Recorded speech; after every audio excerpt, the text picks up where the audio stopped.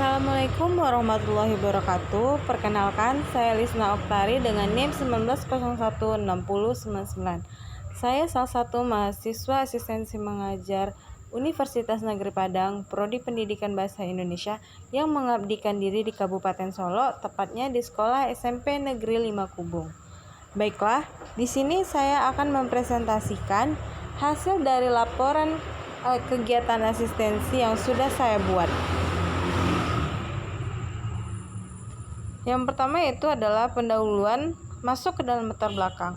Dalam proses belajar, mahasiswa kependidikan di UNP akan diberikan pengalaman dalam belajar dengan jalan mewajibkan mahasiswa untuk menyelesaikan sebuah program mengajar di bawah naungan Kemendikbudristek Dikti yang dikenal dengan program kegiatan asistensi mengajar dengan bobot SKS.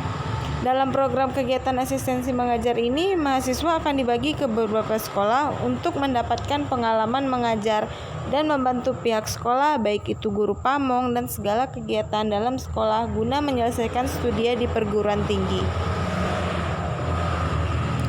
Dalam proses belajar, mahasiswa kependidikan di Universitas Negeri Padang akan diberikan pengalaman belajar dengan jalan mewajibkan mahasiswa untuk menyelesaikan sebuah program mengajar di bawah naungan Kemendikbudristek Dikti yang dikenal dengan program kegiatan asistensi mengajar dengan bobot SKS.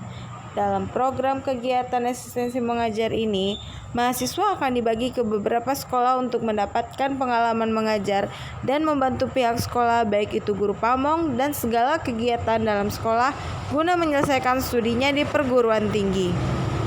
Program kegiatan asistensi mengajar ini adalah salah satu program kegiatan yang diwajibkan diikuti oleh seluruh mahasiswa atau mahasiswi jurusan Pendidikan Bahasa Indonesia di Fakultas Bahasa dan Seni Universitas Negeri Padang.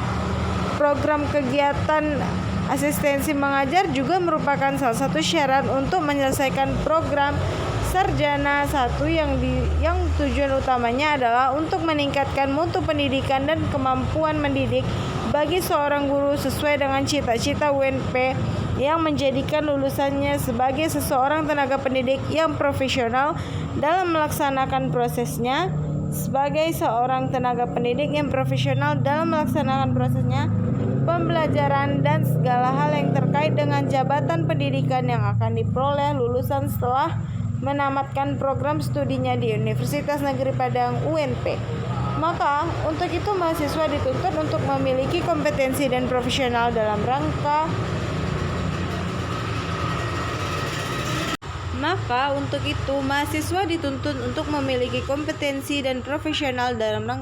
memenuhi kompetensi yang merupakan salah satu bekal bagi mahasiswa untuk berperan aktif dalam lingkungan masyarakat dimanapun lingkungan pendidikan.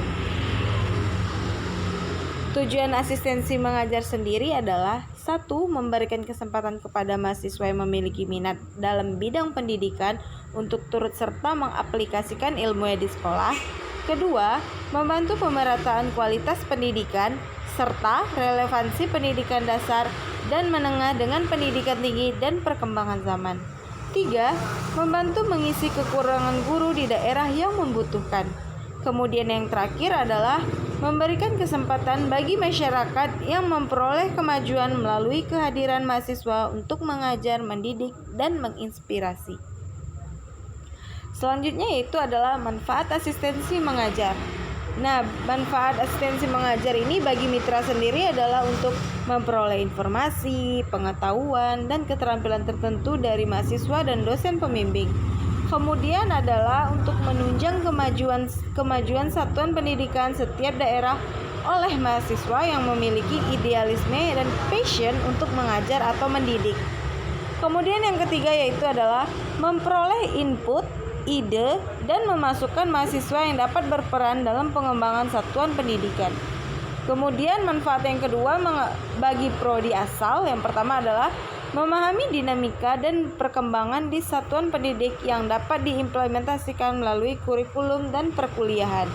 Kemudian yang kedua adalah menciptakan kemitraan antara prodi asal dan sekolah yang ditujukan oleh komitmen bersama untuk mengembangkan program-program tindak lanjut dalam peningkatan kualitas pembelajaran dalam berbagai bentuk dan berkelanjutan. Kemudian manfaat asistensi yang ketiga bagi mahasiswa sendiri adalah memberikan kesempatan mengaplikasikan pengetahuan dan keterampilan di bidang pembelajaran dan pendidikan, serta memperoleh tambahan informasi terkini dan pengetahuan pengalaman tentang sekolah dan dinamika pendidikan secara langsung di sekolah. Kemudian yang terakhir adalah memperoleh pengalaman tentang bagaimana sih cara mengelola pembelajaran yang sesuai dengan karakteristik dan tingkat perkembangan peserta didik. Kemudian mahasiswa menguraikan tujuan penulisan topik asistensi mengajar. Yang pertama adalah sebagai bukti telah melaksanakannya asistensi mengajar. Yang kedua, sebagai laporan dari pelaksanaan asistensi mengajar. Dan yang ketiga, sebagai pedoman untuk pembuatan laporan pelaksanaan asistensi mengajar selanjutnya. Yang keempat, menyajikan hasil-hasil pengalaman dan pengamatan selama melaksanakan asistensi mengajar secara ilmiah yang berguna bagi kepentingan praktis maupun pengembangan ilmu pengetahuan. Kemudian yang terakhir adalah mengaplikasikan disiplin ilmu yang didapat selama perkuliahan ke dalam dunia pendidikan. Kemudian, kinerja asistensi mengajar ini sendiri terbagi menjadi 4, yaitu manajemen persekolahan, pembuatan perangkat pembelajaran, mengajar terbimbing dengan pamong, serta mengajar mandiri. Nah, berikut adalah salah satu gambaran SMP Negeri 5 Kubung dari tampak halaman depan. Kemudian masuk ke dalam kinerja kemampuan 1, yaitu manajemen persekolahan. Manajemen merupakan proses perencanaan, pengorganisasian, pengarahan, dan pengawasan sumber daya dalam bentuk finansial, manusia, serta informasi sesuatu perusahaan atau organisasi untuk mencapai sasarannya. Bisa dilihat gambar di sini ada planning, organizing, directing, dan controlling. Kemudian kinerja yang kedua adalah keterampilan perancangan perangkat pembelajaran. Yang pertama itu adalah penyusunan RPP. Mahasiswa asistensi mengajar dalam melaksanakan kegiatan pembelajaran di kelas dibantu oleh perangkat ajar. Salah satu perangkat ajar yang dapat digunakan dalam implementasi kurikulum 2013 adalah RPP. Modul ajar yang disusun di dalam kurikulum 2013 harus terdiri dari sejumlah alat atau sarana media, metode, petunjuk, dan pedoman yang dirancang secara sistematis dan menarik. Komponen modul ajar yang mahasiswa asistensi mengajar susun terbagi menjadi 3 bagian.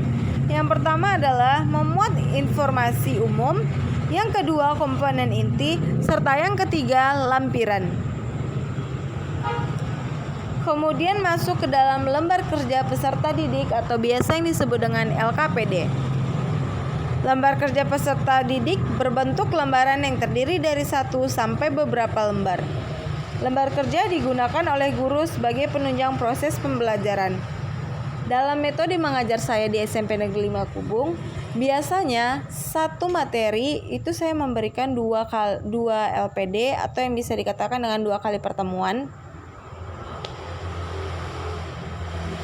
Kemudian lanjut ada media. Menurut Latun Heru 1953 menyatakan bahwa media pembelajaran berguna untuk menarik minat siswa terhadap materi pembelajaran yang disajikan. Oleh karena itu, penting diterapkan pada saat belajar mengajar untuk meningkatkan semangat belajar para siswa.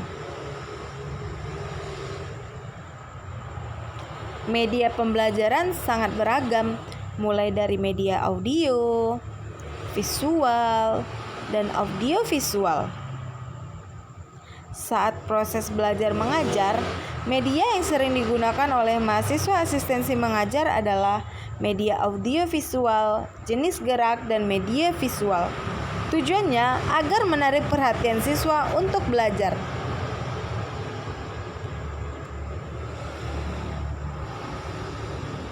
Kemudian, evaluasi dalam melakukan latihan mengajar terbimbing dan latihan mengajar mandiri.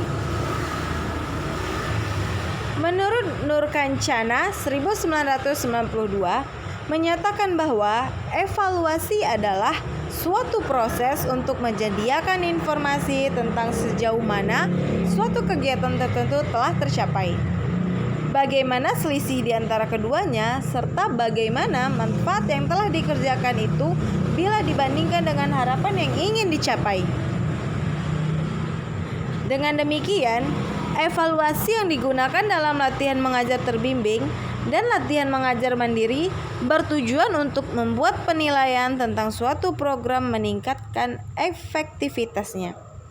Dan untuk pertimbangan keputusan, secara umum evaluasi dibagi menjadi 3, yaitu penilaian tahap awal, penilaian tahap pelaksanaan, dan penilaian tahap akhir program.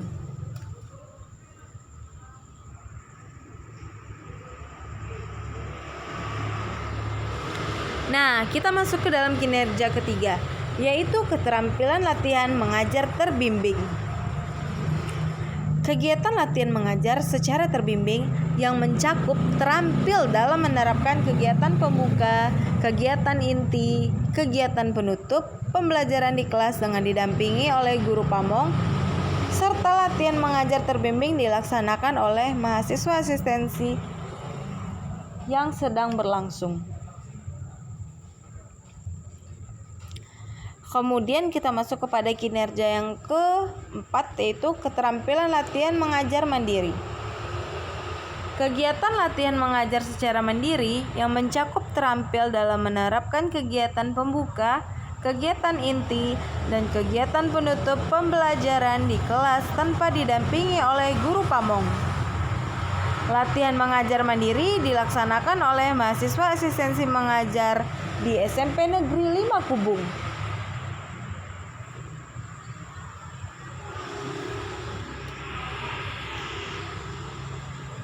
Kemudian kita masuk ke dalam kinerja yang kelima, yaitu memproduksi video dokumentasi kinerja 1 sampai kinerja 4. Dokumentasi kinerja 1 sampai dengan kinerja 4 berupa video dokumentasi berdurasi minimal 30 menit. Berikut hasil video dokumentasi dari kinerja 1 sampai kinerja 4 yang sudah saya dokumentasikan berupa foto. Kemudian berdasarkan gambar di atas, aplikasi yang saya gunakan dalam pengeditan video adalah aplikasi VN.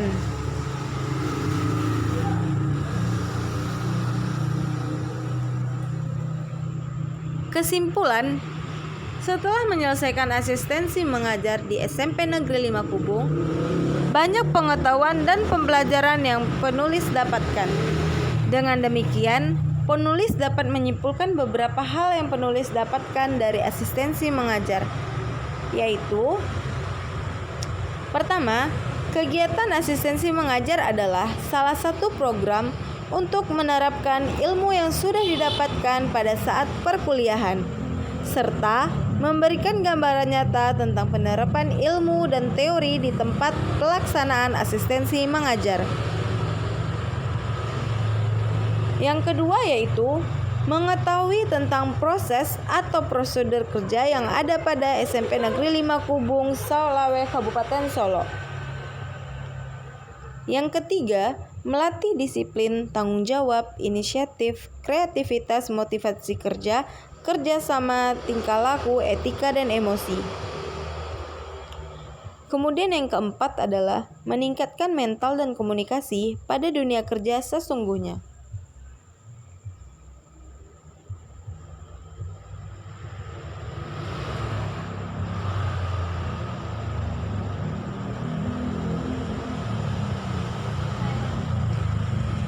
Refleksi diri. Selama pelaksanaan kegiatan asistensi mengajar, terdapat banyak pengalaman yang diperoleh berkaitan dengan bagaimana menjadi guru profesional, bagaimana cara menyesuaikan diri dengan lingkungan sekolah, yaitu baik dengan guru, karyawan, dan peserta didik, serta bagaimana cara pelaksanaan kegiatan sekolah lainnya yang tidak berkaitan dengan mengajar, baik pengalaman dalam melakukan penilaian dan lain hal. Mahasiswa dapat mengalami sendiri bahwa menjadi seorang guru itu tidaklah mudah. Guru tidak hanya cukup menguasai materi dan metode pembelajaran saja, tetapi seorang guru harus dapat mengelola kelas dengan baik.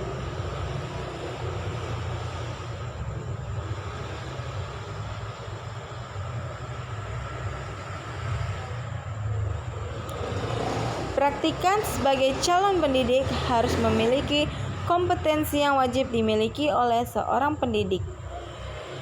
Sebelum mulai mengajar di depan kelas, terlebih dahulu harus mempersiapkan semua perangkat pembelajaran yang diperlukan. Rencana program asistensi mengajar disusun sedemikian rupa agar pelaksananya dapat berjalan dengan baik dan lancar sesuai dengan rencana dan waktu yang telah ditentukan. Meskipun terkadang kondisi di lapangan tidak selalu sesuai dengan rencana semula. Pada saat praktik mengajar, mahasiswa harus menguasai materi yang disampaikan ke siswa dan harus menghafal dan mengembangkan materi tersebut pada saat pembelajaran berlangsung.